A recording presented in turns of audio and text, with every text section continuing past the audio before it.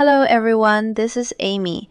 Packing for a generic vacation in general is pretty straightforward, but experiencing South Korea's distinct seasons means enjoying a beautiful, dramatic cycle of weather habits. It's not about memorizing complex climate maps or tracking dry weather data.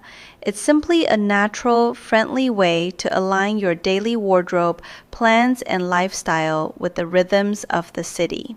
When midsummer arrives, the peninsula experiences a persistent, high-density rainy season where carrying a sturdy umbrella daily becomes a shared neighborhood ritual. Let's practice the local word for this summer monsoon window together. Listen closely. Jangma. Repeat after me. Jangma. Conversely, as the climate transitions and you prepare your wardrobe for the crisp, dry, sub-zero beauty of winter, your plans shift toward the deep cold. Let's practice the native Korean word for the winter season. Listen closely. Gyeoul. Repeat after me. Gyeoul.